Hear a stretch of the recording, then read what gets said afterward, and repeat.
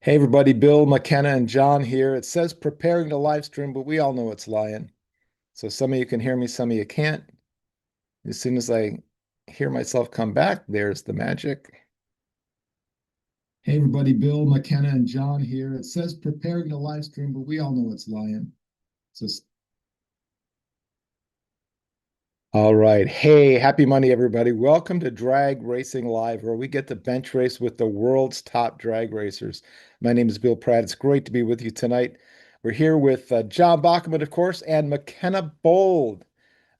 McKenna, welcome. Oh my gosh. Uh, let's talk a little bit about her and then we'll jump right into the interview. McKenna won the Baby Gators. We're going to find out what it's like inside a 280-mile-an-hour top alcohol dragster, even if it's nitro injected. Uh, this week, McKenna's gonna, just won the Lucas Oil Baby Gators in Gainesville in her just second year behind the wheel of a big top alcohol dragster. She's going to talk about her breakthrough victory, the wild moments that come with drag racing, and what it takes to compete at the top level of an NHRA sportsman competition, which it's not a sportsman class. I don't care what they call it. But McKenna, welcome to the show. Oh, thank you so much for having me on tonight. Super excited to chat with you for the next little bit. We're gonna have a great time and got the great Randy Meyer Racing cap on there, the fabulous team from out of Kansas. But McKenna's up from Division Six. We just found out. Tell us a little about now. Veterans will know this town, but tell us where you're from.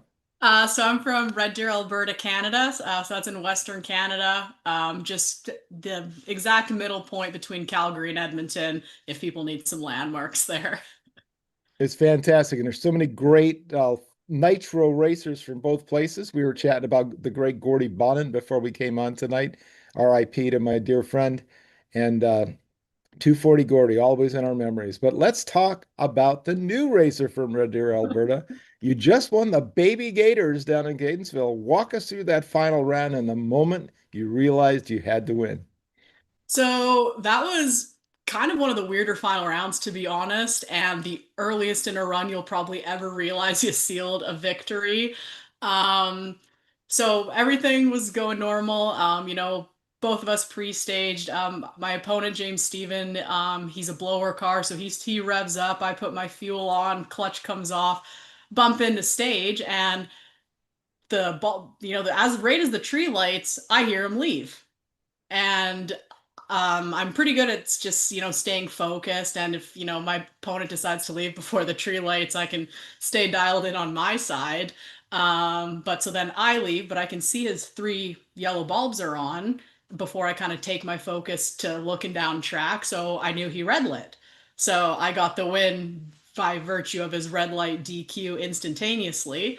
And then about kind of, 300 feet into the run, I drive into some really bad tire shake. So I just aborted the run, knew he red lit. Any other case, you start pedaling the car. Now, my team didn't notice he went red. So they see me just get out of it, not pedal it. And in the videos, you can just hear them screaming, like, no, what she pedal it, get into it. Because out of frustration, or I don't know if it was out of frustration or what, but my opponent, he just starts whacking the throttle. So, he drove in a tire shake before me, but he just goes blowing by me, maybe around the 1,000 foot mark. And I had a moment where I just looked up again to confirm my win light was on. Right. And then my team realized that, oh, he went red. And so there's like a very delayed celebration. And then at the top end, they're like, did you know he went red? Nobody else did. And I'm like, oh, yeah, that's why I didn't pedal it. Like, no point. So, not too often you get back after a final round win and you don't have to pack your parachutes. But yeah, that was kind of a funny moment and an interesting final round, that's for sure. Oh, that's fantastic. Yeah, I've seen it happen both ways, right? Yeah. I've seen guys good friends of ours in funny car in the final, right? They had to win on a red light and they inadvertently went over the center line, and now that's Yeah. first or That's worst, the and then they change. Yeah. actually lost. And so you don't want to do that. So heads up. But I think Yeah. everybody was were Yeah, they and it would have looking been a down good track race. to sorry, Hmm. go ahead. Yeah, it would have been a good race. Like I think I was, I think, 40 on the tree, so who knows what he would have been if he didn't go red. But considering, he drove in a tire shaker, smoked the tires pretty early, and I was ready to pedal it, you always got to be. So I would have had to do a quick pedal job, but yeah, definitely an interesting round win in a final. You don't expect to win by red light too often in these classes. So Yeah. Well, that's so great. I mean, sorry for him, but he'll get his chance, right? So, yeah, but this big wasn't your McKenna first lover. race, right? Or your first win. Tell us a little bit about last year. My first one last year. Hmm. Oh my goodness. So that was in Norwalk, at the summit at their national event there. And it was just like an A to B domination that weekend. Out of the 8 runs we made, we were low for 7 of them. So we were number one qualifiers, my first number one qualifier. And then we, took it all the way to the finish. Randy gave me an amazing car. That thing was driving like it felt like a Rolls Royce going down the track every single time. It was no shake or anything, and I was driving really good too. I was nailing the tree, a lot of 40 lights. So I just felt really good and confident in the car, and my guys were giving me a great race card. It was hot as heck though. I remember, I think Q2 we had on Friday night, and my crew got to the top end and I was kneeled next to my car dumping water on me because it was so hot. And so my hat was off to my crew guys, just seeing them working in the heat. At least I can go escape it a little bit in the AC, but they kept working away, and it was just one of the, like, I've had a pretty successful career up until that point with Top Dragster, and I didn't think a win could feel that way anymore. But that was just like the best moment ever. Just, I've always wanted to hold a national event in Wally. So to get that and hold that and just have like such a great group of people around me, it was the best feeling. And, to race Sean Cowie in the final, obviously a guy I look up to, being my countryman and, defending world champion.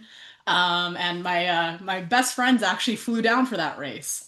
So they were there for the win. They're kind of my good luck charms at this point, to be honest. So it was just amazing. And then, Bill Bader gives out the ice cream scoop as well. Hmm. So just, yeah, really the best way I can put it into words is just, one of the best moments of my life.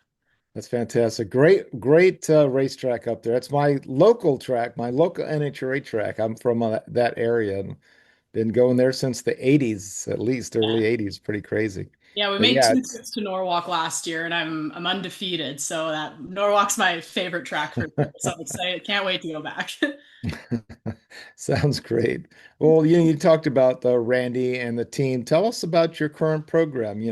You're running one of the top cars on the circuit, but it is a tough circuit. You mentioned Sean Cowie and everybody else out there is all running about the same. I was actually telling our intern Sophia, if she's listening, I was telling her about you the other day, and what I told her is that, everybody's kind of running 520s.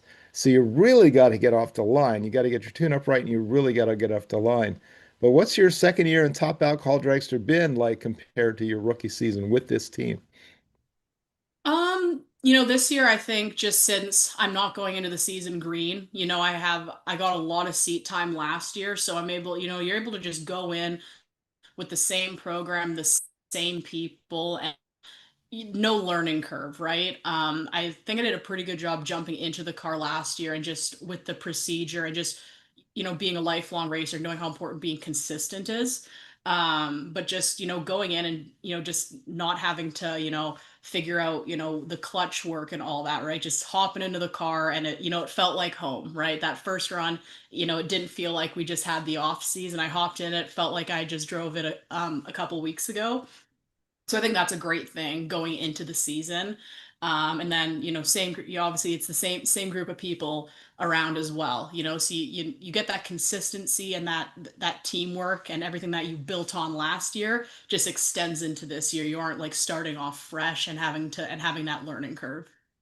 Right, that's great. Yeah, it's so important to have that team chemistry. And tell us about like the number of folks on the team. Like obviously the big nitro cars take maybe one or two more folks, but perhaps not. Tell us what your crew typically consists of as you're trying to prepare it on race day. Yeah, so our team obviously runs 2 cars. So we have my car and then the gunk car that Matt drives. So generally there'll be 2 people on each car. So you'll have, someone doing top end, bottom end, clutch. And then Randy's, the brains behind everything, doing the tune up, right? So our timing, our clutch, and all of that. So he's doing that on both cars. And then Mary too, Randy's wife, you'll see her in the trailer as well, kind of helping Randy with a couple things in there too. And then, if on days maybe where, if someone's going to the final and it's a quick turnaround, the other crew guys are jumping into. I remember in Norwalk, actually, we did a full service before the final, and JJ and whoever else was on Matt's car that weekend, they jumped in and we got that done in, an hour. So definitely a smaller team, and as drivers, we have our own duties as well. And I'm also not scared to get my hands dirty either.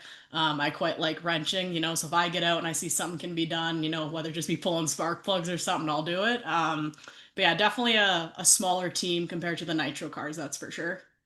That's great, but you're getting it done now. Folks, we are here with McKenna Bold. Like, share, and subscribe. Let your friends know we have McKenna here live. She's unbelievable.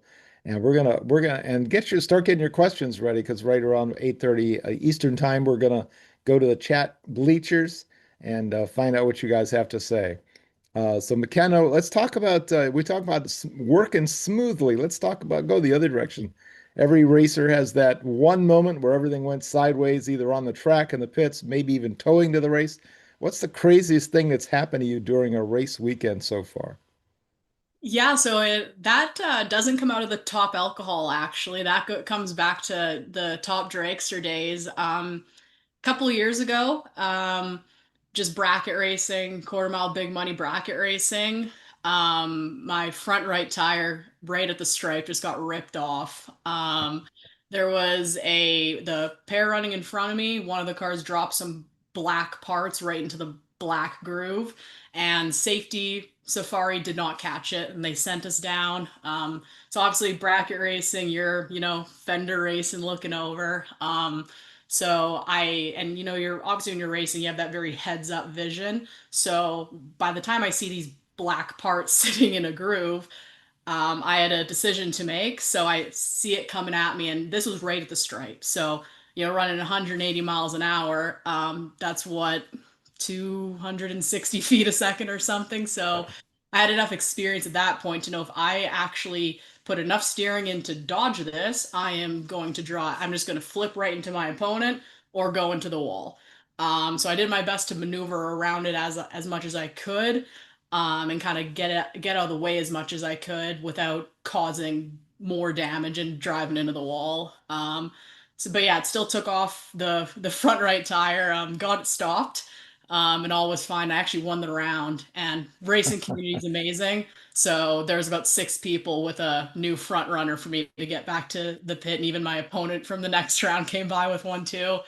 But I think my dad thought like the motor just let go or something at the finish line. So he gets on the tow vehicle, can't even, he's half deaf too, so he can't even hear the announcer saying what happened. And he rounds the corner and is just like, what the heck has happened here? And the adrenaline dump too after something like that. I was a little mad at at the safety people, but everyone's human, mistakes happen, and it ended as good as it could have. It's not like those parts flung up and, destroyed other parts of the body. Didn't, take out my back tire. Nothing ended up hitting me in the car, but that was an intense moment, that's for sure. Wow, absolutely. Well, it came down to being cool and calm under pressure. Yeah, feet per seconds, I think 1.66666 to infinity times your speed. You're flat flying and Yeah, yeah, you don't want to make radical adjustments at that speed. especially long wheelbase dragsters, right? Like if you can't just, hike that wheel, I'm like, if I don't hit this somewhere, I'm crashing. Right, So right. You made the right call, I think. yeah, all was Wow. fine. Won the race, made the next round, all good. Yeah, I mean, if you, thank goodness you didn't flip over or anything, but if you had, I'll bet you would have come up out of saying, "Did I win?" Right, exactly. Well, let's talk about your journey. Like, how did you first get involved in drag racing, and what was the path that eventually led you to a top alcohol dragster? Yeah, so racing's really just in my family. My dad's been racing since the 80s. So I grew up at the racetrack. He was always like a door car guy. And he had some pretty fast street cars, or it was a truck actually. So I really just grew up going to the racetrack, and from as young as I can remember, I was sitting in a junior dragster, and I think the first junior dragster I sat in actually was a girl, Ashley Huffman. She went by, I believe, Bart before, but she drove Top Alcohol actually. Yeah, Um, yeah. and I think I annoyed my parents probably at 4 or 5, 6 years, just how, when can I start doing this? And then at 8 years old, I got into a junior. And my dad was racing still. He still does. So I ran juniors up until I aged out at 17. And, I had really had a good time with juniors. Won championships, went to the Memphis World Finals, and my dad had a door car then too. So at the end of the year, at the season, championship banquets, it was pretty cool being able to stand on the podium with him. Sorry, my cat just knocked on the door. Um, and just really cool stuff like that. And then my dad, or like my parents, they bought a Top Dragster, and we kind of just went racing with that. And my dad definitely bought it for himself. But I knew I'd be moving away for school at some point. So I asked him like, hey, could I drive the dragster? And he kind of realized, he's like, you know what? I'm really new to this. He was really new to the top bulb stuff and kind of just the fast dragsters, because he'd always just been a bottom bulb door car guy. So he let me drive it, and he crew chief the first year. And my dad's a really good tuner. He can tune a race car, and doubled up at a national open. So got my first two Wallies there, and then won a super pro race, and then two big money bracket races towards the end of the year. So had a really good kind of first year in that car. And then after that and since then, we were just sharing the car. So, he'd run one series, I'd run the other. Normally, I tend to lean towards the big money 8 mile bracket racing stuff. Mhm. And he'd do kind of quarter mile stuff. And then I was pretty part time for a couple years, just with, there's a point where kind of school had to come first. And I always wanted to get into a top alcohol car. And I always was kind of eyeing up the Randy Meyer team, but um, the girl, his daughters were running for a while, and then Hmm. Julie and Hunter. So the seats were kind of always full. And then I started talking to Megan, because I talked to her when I aged out of juniors originally. And I was able to get licensed with them in November of 2024. And that was kind of where I was able to, get the opportunity to race full time with them, because they had an open seat with Julie and Hunter leaving. Hmm. So it really just all came together perfect timing, where I was able to, get licensed and get into the car, and there was an open seat there for me.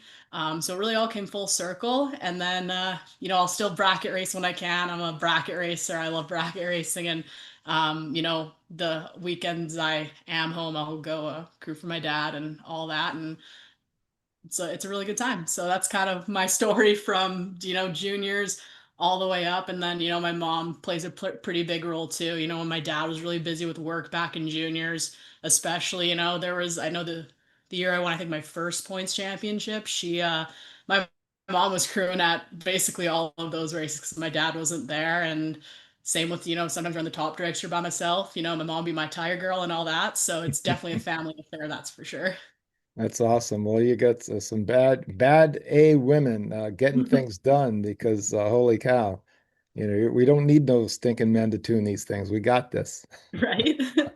That's really great. I mean, so many people must really hate you because the top car in the sport. I bet everybody had their eye on that seat. There are many people, and you went in there and snatched it in 25. That's pretty great. Yeah, can't complain. So it's been a great ride so far, that's for sure. And we're just getting started.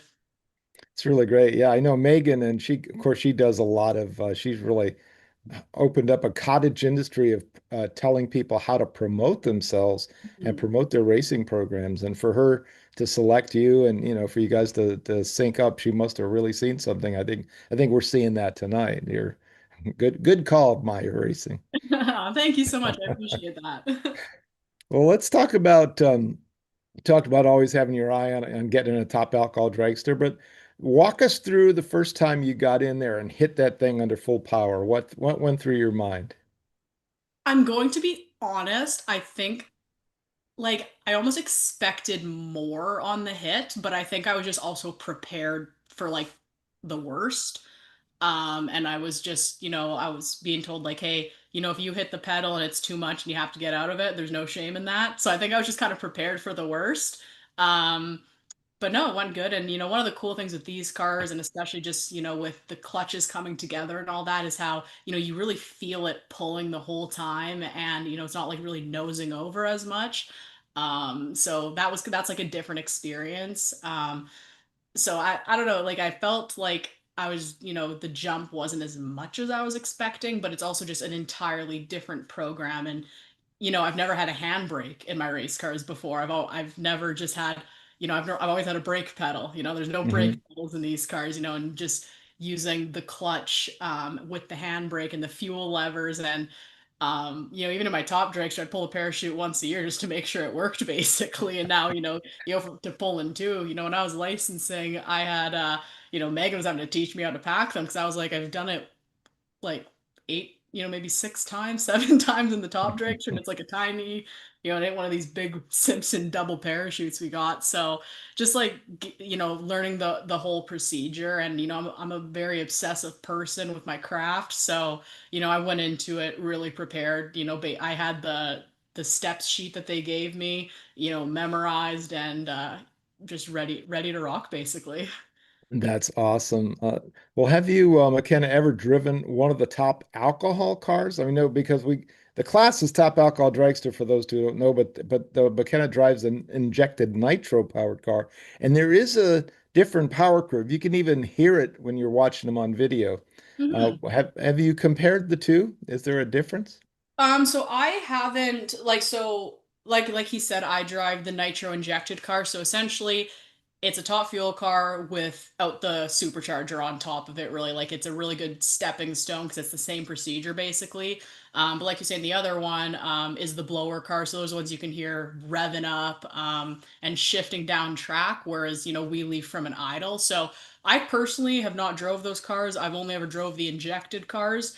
Um, I know I think my teammate has drove one of them before. But both have their benefits, and our class has had 20 years to level the playing field Mhm. and make it so the cars are even. Some tracks will favor the blower cars, like Vegas in the spring, notoriously, for example. They just make their own atmospheres in there, right? And then, so they've done a really good job of just making the playing field really even. And you've even seen a blower cars won the last 2 years. And then I think it was the nitro injected cars of Randy that won like 4 years in a row before that. So definitely, both combos have their pros and cons, that's for sure. And then obviously we run the 95% nitromethane on our program as well. Wow. Yeah. Tip in the can. Oh my goodness.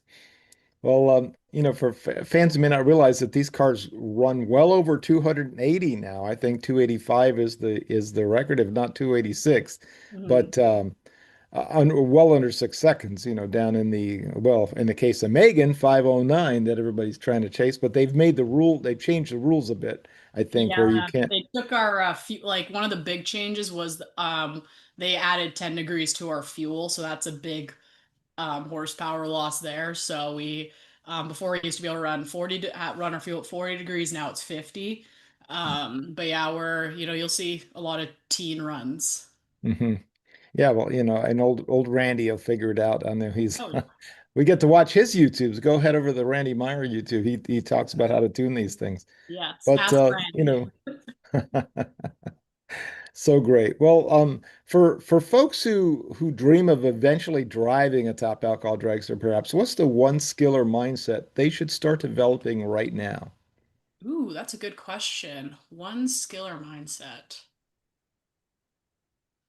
I think just becoming like a mentally sound driver and just kind of working on like the mental aspect of racing is really important, and something I spent a lot of time on when I was 18 and 19. So I think if you can go in and not have outside distractions and just be that much more focused of a racer and not let things affect you as much. I think that's really helping set yourself up for success.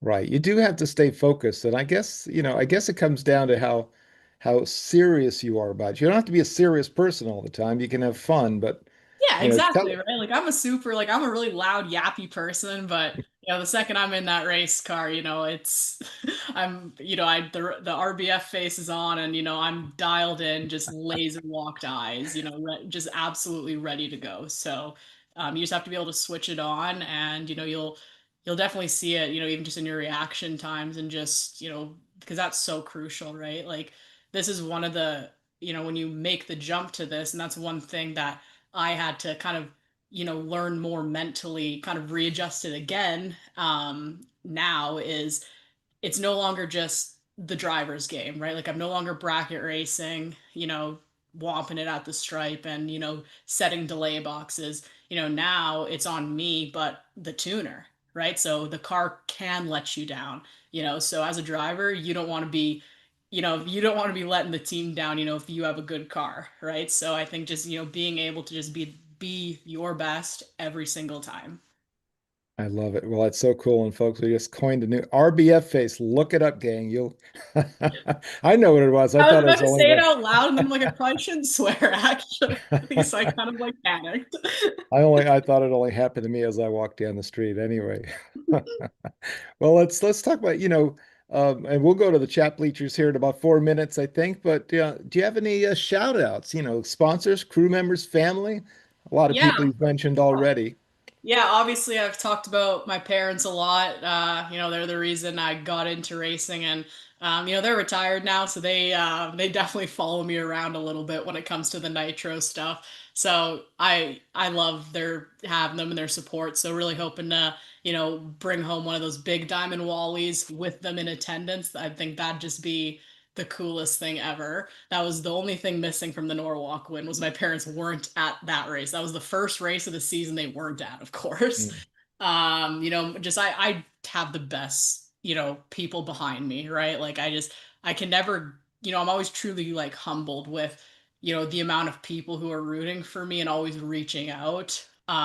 So, to everyone who supports me like that. And then, obviously my entire Randy Meyer racing team. There's so many people you don't see as a driver. I tend to get all the attention and the Wallies will have my name on it, but it's really my entire Randy Meyer racing team, who makes all of this stuff happen. Um, and then obviously, all the sponsors, Diesel Excavating, Troy Green with Maxima Racing Oils, Gunk, NGK Spark Plug, CP Carrillo, really all key pieces to the puzzle that help make this operation run smoothly and help us turn on some win lights. I love it. It is a team sport. Well, speaking of teams, we got the Dragless Super Crew waiting in the bleachers there, the chat bleachers, so named by Dina Parisi, our world champ IHRA Pro Mod Yeah. racer. The spicy meatball. Let us use the name. John, um, how about letting us know who's out there, sir, and what's going on tonight? Yep, you're up, John. There you go. Me? Who? Yeah, what do they got?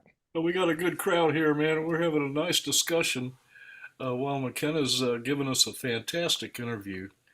Um, let's see. Rich Panacaro asked where you're from, McKenna. We'll cover it Red Deer, again. Alberta, Canada. Yeah, Western Canada. So Red Deer, Alberta.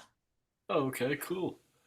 And Ford Purley had a couple of good points. He said everyone says that driving alcohol dragsters and funny cars are harder than the nitro cars. Is that true? So I don't have any experience in a top fuel car, but I have heard similar things, and I even heard Angel Sampé talking about it, where after she made her first run in Antron's car, she got out and she's like, "This thing felt like a Cadillac compared to the nitro car, like compared to her top alcohol dragster." So I have heard some truth to that. Those cars, you will feel the G forces a lot more, just because they do just plain and simply go faster. So that is one difference I have heard. They do have a bit of an advantage in terms of tuning because they, in the top fuel dragsters, at least, they have like the clutch cannons and all that. But that is something I've heard, but I can't personally comment because don't have a top fuel license right now. Right. Well, there's no three. There's a three speed in a lot of those blown alcohol cars and the funny cars for sure, and that's quite a challenge. But Yeah. So sick though. Well, Ford also asked about, he said the alcohol dragsters seem to slide around a lot at the top end. He said, is it really that out of control or is it because there's just not enough downforce? Um, I I don't know if out of control is the right word. You might see a little bit of skating happening, but I've never really noticed it to be that bad. But yeah, like sometimes you'll see it in the front end too, just if you are having to drive it. But normally not too bad. Normally by that point in the run, you're pretty good. If stuff gets crazy, it's normally a little earlier in the run. yeah, well, I'd like to pull the thread on that, and thanks for the great question, uh, Ford, because it makes me wonder what's the wing comparison like with a top fuel car. Obviously, you need major wing, way up there with a top fuel car, but and you got them on, the nitro dry cars as well, your injected car. But I didn't know what the differences were. Is it obvious? Sorry, so our wings compared to the top fuel cars? Yeah. That would be a good question for probably someone who's in those cars. Like Will Smith would probably have a really good answer for that since he just moved into one. I'm not too sure the exact differences, but you'll notice a big difference between our wings and the blower cars, just because again, like that downforce is so crucial. And between rounds, we will make some slight wing adjustments. Um, but in terms of the exact differences between our wings and the top fuel wings, I haven't actually looked into it, and that's something I'm interested in to know now. So I'll Yeah. definitely be looking that one up after the podcast is done. We got it. Well, you gave us something that I didn't know that even within the category itself, there's differences and Yeah. obviously different power bands and same speed, relatively speaking, but so fascinating. Yeah. See what you did, Mr. Pearlie? You got us rolling, man. I love it. And we'll get old Will back on there. We had him on a couple 3 weeks ago, and we'll get him back on to answer that wing question. What else you got out there, John? Who else has something to say? Well, we got into a discussion about alcohol dragsters, and I thought it was pretty interesting, and I'd like to relate that to y'all here. Um, I well, first BP asked the question I was going to ask about injected nitro versus blown alcohol dragsters, so I'm caught up on the chat board with that part of it. And I started a discussion with them, and I said, I remember in the 80s and early 90s, small block alcohol cars won championships. Blaine Johnson and Rick Santos. They were blown alcohol small block dragsters. And Rob McCabe is with us, and it's great to have Rob with us. He said, yeah. And I said, smart guys knew how to win with the rule book. And Rob said, it was also super diverse with twin engines, injected nitro, one nitrous assisted one, and Boggs altered. And I answered him. I said, well, yeah, but now it's either one or the other. And he said a slingshot as well in 1985 from one of the California racers. I got to go back to the drag list to refresh my memory, and he did. He said Joe Nokowinski's Warsaw Express was a front engine dragster, Yeah, and he and raced don't it to forget, alcohol.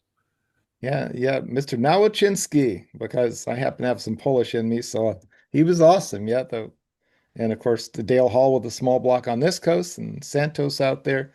I guess it has separated McKenna, hasn't it, into just a couple of times, but but now it's the incremental changes and the wizards like Randy who can kind of make the difference. Exactly, and that's the exact words we use. Just like those guys are absolute wizards. They're the reasons we get down the track, and they're the reason that as drivers, you can compete for wins and world championships because as a driver, knowing that I have Randy Meyer tuning my car is a pretty great feeling when you are inside the car. So yeah, it's definitely those guys who make the difference for sure. And he just has so many years of knowledge and just, we make so many runs a year too, where he has so much data to rely on. And just, he's one of the best in the business for a reason. Yeah, you bet. And a great shout out there to the Boggs brothers from Ohio, because they old Steve Boggs is still tuning them, but they actually ran. You might not remember this, McKenna, but they had a blown altered that they ran with Top Alcohol Dragster. It was pretty Yeah. wild. Yeah, and And then they stretched it into a lot. Boggs loves his nitro stuff too. So they were working on that at a funny car, that nitro funny car they parked for a while. Hmm. So yeah, definitely know a lot of those names that you're mentioning there. You bet. Well, thanks, guys and gals. Anything else, John, from the team? Well, we were talking about downforce a few minutes ago, and it looks to me like that rear wing on your dragster does a good job. It, Yes. it almost looks like a top fuel wing, but I can't guarantee that. Yeah, they definitely help keep us on the ground, that's for sure, so we don't become airborne. Right. Well, cool, y'all. We're caught up for the moment.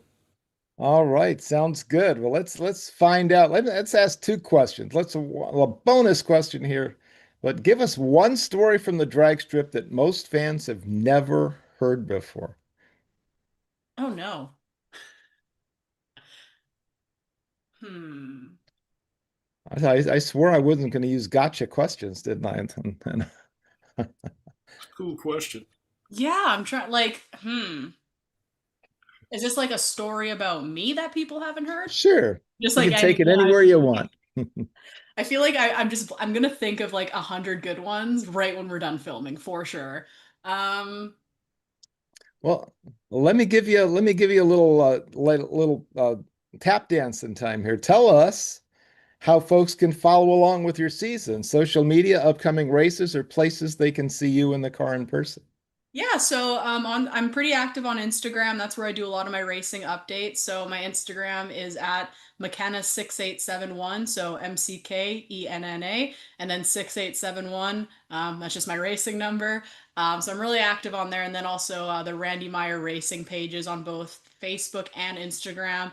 They do a fantastic job at social media. There's normally stuff posted every day, plus race results. So go give all those sites a follow. And then my next race will be in Charlotte, North Carolina. So we aren't running Pomona just with losing Vegas, not making the trip out west for that one. So Charlotte's my next one, and that is April 24th to 26th. So I'll be in Charlotte for my next race, and then in May we go to Chicago and Maryland. So those are kind of my Awesome. couple ones. Dude, Maryland's like 12 miles south of me here. I used to be the announcer there, so I'll come see you. Yes, I booked my flights recently for that one, heading into that's why when you said where you're from, I'm like, oh, I booked a flight into there. Awesome. Well, but if they don't keep me out the gate, I'll get on down there and say hello. Amazing. All right. So final thoughts from McKenna Bold. What do you I love having you on. You were just amazing. Any final inspirational thoughts for the older folks or the younger folks coming up, or anything else you want to share? Yeah, I mean, just obviously I appreciate everyone's support and thank you guys for having me on tonight. It's been a great time chatting with you. And I mean, I guess just especially for the junior kids, I'm a huge supporter, of the junior racers. That's really where it all starts, and it raises some really well-rounded individuals. So I guess if you're a junior kid, just keep your head down and just keep racing and pushing. If you want to take this farther, you can make it happen. I never thought I'd be where I'm sitting right now, that's for sure. But I had a dream and I just, kept driving towards it. So, just keep working towards it is kind of, I guess, my biggest inspiration for people. Outstanding. Well, ladies and gentlemen, McKenna Bold just won the Baby Gators, won Norwalk last year. I don't think we're seeing the last of you in the winner's circle, my friend. Hey, I hope no, we got to get the baby Gators Wally. He needs a big brother that matches a matching diamond one. So we gotta check that off the list next. They think good diamonds are a girl's best friend, right? We got to get that done. Exactly. Ladies and gentlemen, McKenna Bold, such a pleasure chatting with you tonight. Have a great year. We'll see you somewhere down the road, my friend. Yeah, thank you guys so much. It's been a blast. Awesome. Adios, everybody. McKenna Bold, everyone. All right. Oh, that was so awesome. Let is say farewell to McKenna. Let's head on over to John Bockelman for this week's JB's Take and the Racer of the Week. John? Well, thanks, BP. Now, I'll try to get through all this without having to stop to blow my nose. And my wife gave me some Benadryl, and I'm going to take that after the show. So hopefully I'll be good to go. Here goes, y'all. My pick for Racer of the Week is Denny Cooper from Pimmet Hills, Virginia. Denny's aggravation Camaro runs as good as it looks. Denny sent me some great information about his racing history, and I'm proud to feature him tonight. I will deliver his information in first-person format, exactly as he told me. Denny said, I started my journey with automobiles when I was 8 years old. I used to go over to my dad's stepbrother John Moore's, who drove Bill Heisman's '67 Camaro Z28, which was the first Z28 Camaro ever made. We would go over to his house and work on his car and my dad's car, which were mid-50s Chryslers with Hemis in them. During my racing, the only thing I regret is my father never got to see me race. My dad died in 1972 when I was 14 years old. I was lost. I used to walk around Pimmet Hills and I stumbled across a man that had a pro stock Ford Maverick. His name was Al Watkins.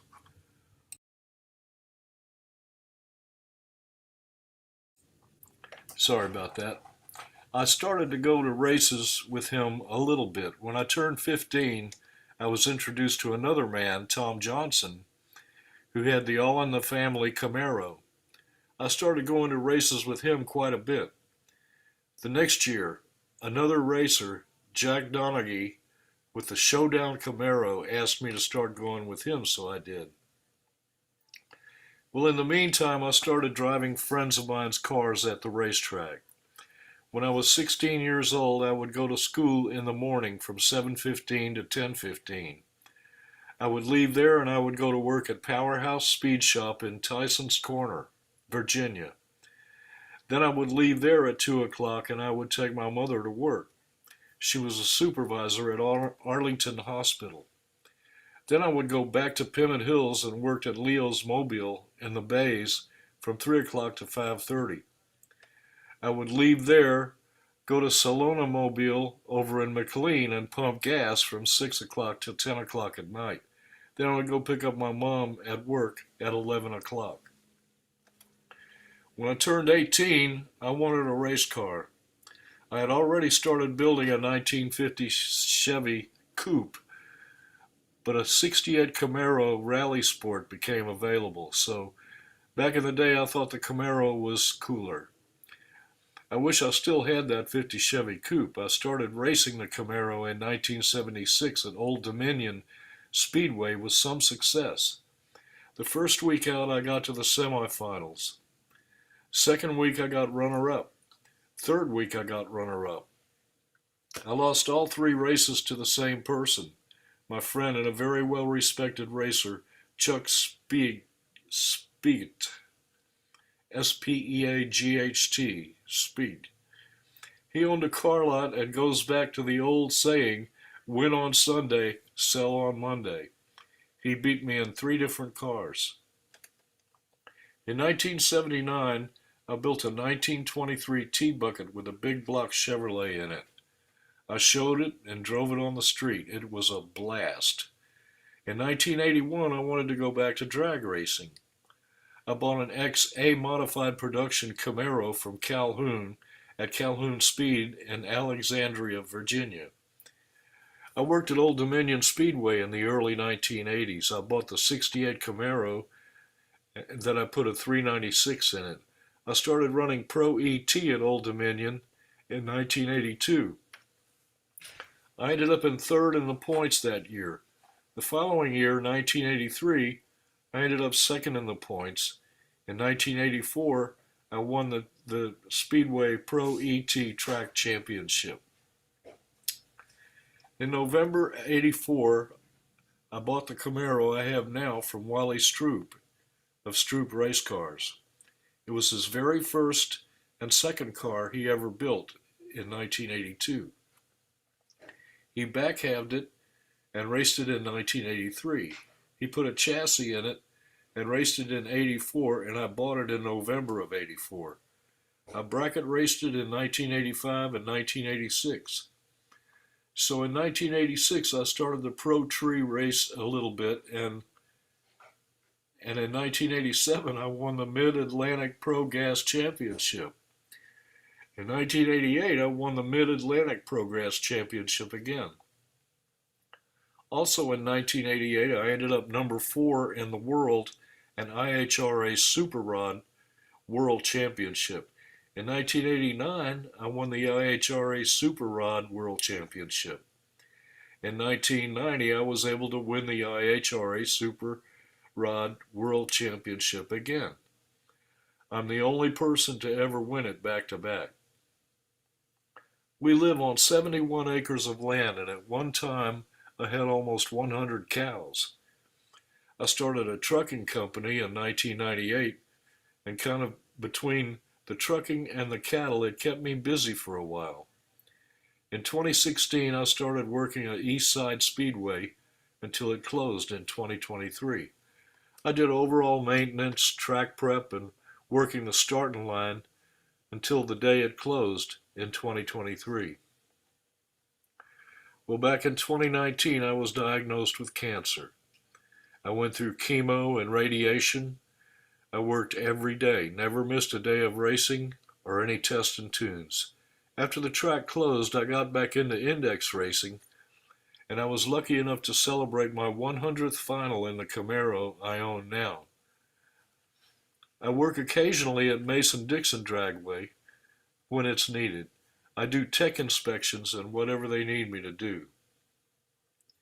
I would like to thank my better half, Carol, who has been with me through almost every bit of this. My mom, my brother Chuck, for all they did for all the years I've raced. I'd like to thank Pat Donovan for all his help and wisdom, my machinist, Gil Thompson, Bernard Weaver, who does my racing transmissions. Donnie Lee, you are the man. Gary Monahan, who has been with me from the very start, from street racing to world championships. I'd like to thank the Gore family, who have treated me as one of their own. Thank my friends and family, and a special thanks to Glenn Teets for all his help and support. He's been with me forever. I've had a very blessed racing career and will continue and do so as long as possible. I would like to thank John and Bill for this opportunity because this is just awesome. John, I hope to possibly someday meet you and Bill. I'll see you in June and Mason-Dixon at the Nostalgia Race. Thank you again. This was badass. Well, Denny, you sent us an extraordinary story. It's been great getting to know you and to be your friend. And thank you for this wonderful story. We wish you good luck, safe racing, and the best of times in the future. Everybody stay safe and well. You are the most important part of this show, and we love you all. It's a great way to spend an hour together on a Monday night. We'll see you all next time. God bless America. Back to you, BP. Thank you, John. Appreciate it, brother. And great to hear about Denny Cooper, one of my awesome friends. And having announced at Budds Creek in those late 80s into the 90s and into the O's, I got to see him race that ridiculous Camaro. And that man could drive, as all those championships Yes, uh, sir. indicate. So, yep, we'll see you in June, my friend. And as we do every single year at Hagerstown. Let's talk about upcoming events. First of all, let's go to the YouTube channel. Hey, now we're over 83,000 views, where 1 month ago we were at 17,000. So Sophia's been working hard, creating all these great shorts, all of our great new guests. And I know we're going to blow up when we start putting Megan and stuff up there. So really, really, oh, sorry, McKenna Bold, sorry. Looking forward to continued growth there. A lot of fun. Let's talk about upcoming guests, folks. Right now, March next Monday night, Shane Westerfield of Westerfield Motorsports, of course, funny car and speedboat racing and heritage nostalgia fuel funny car champion from 2025. Shane is the man, and we're going to get to meet with him next Monday night. Going in April, we got Matthew Leonard with the Nitro Rat Fuel Ultra on the 6th. Ryan Oler and Braden Davis, the Pro Stock Motorcycle team on the 13th. Liz Leggett, the 9 land speed world record holder, freelance photojournalist, and just all around cool chick. She's coming on the 20th. Liz is one of my buddies who I really like. The 27th, Chris Miner, drag racer, sand drags, and of course, farmer, because he took over his dad, Larry Miner's great enterprise there in Southern California.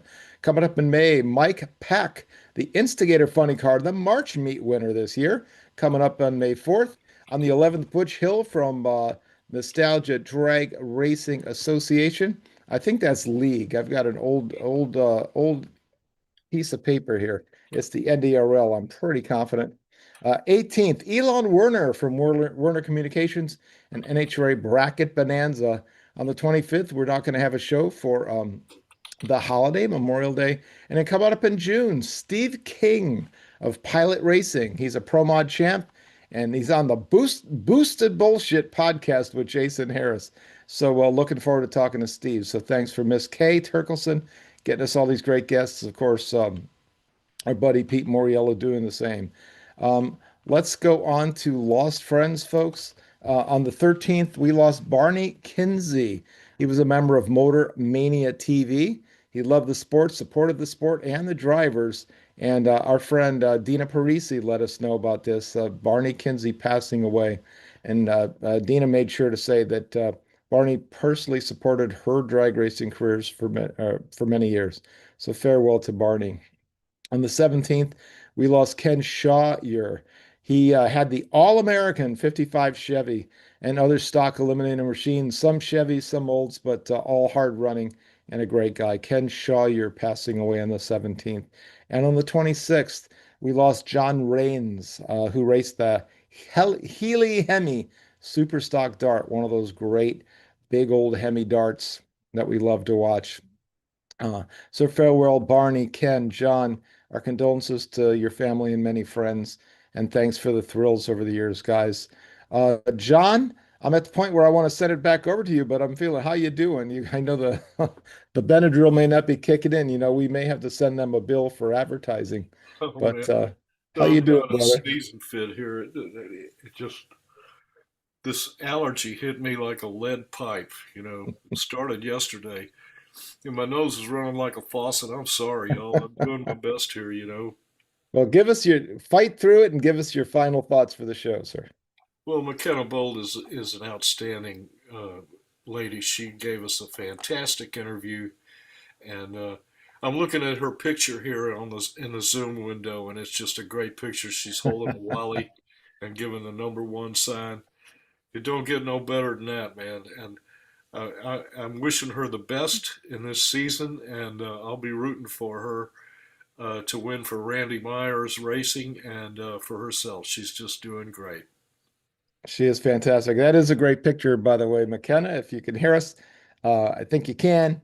But fantastic stuff. I do want to thank McKenna Bold, who was amazing. John Balkman and my brother, Kate Turkelson, Sophia Roveda, Pete Mariello, Rob McCabe, always making us list look good. David Oakes, Mel Bishop. By the way, David Oakes sent me a brand new photo review from IHRA, which I haven't put up yet. I got it just before the show, but I'll be posting that tonight. Thanks to Mel Bashore, Ron Toombs, John Mernon II, Dave Weslowski, and of course, Jeff Gilder, who got us our start way back in 2010. Special shout out to Nitro Alley, and thanks in heaven to the big man, Danny White. Folks, please like, share, subscribe, and check in on draglist.com every day to see what's new, especially tomorrow, because I'll have those cool David Oakes photos up. You can find us on the Radio Bob Network, and thanks to Radio Bob, and finally, let's say farewell. We'll see you next Monday night, March 30th, for Shane Westerfield. We'll find out what it took to win that Heritage Nostalgia Fuel Funny Card Championship last year. Until then, folks, I'm Bill. On behalf of Bob and Kay and the rest of the gang, have an awesome, awesome week, and see you next time. Bye bye.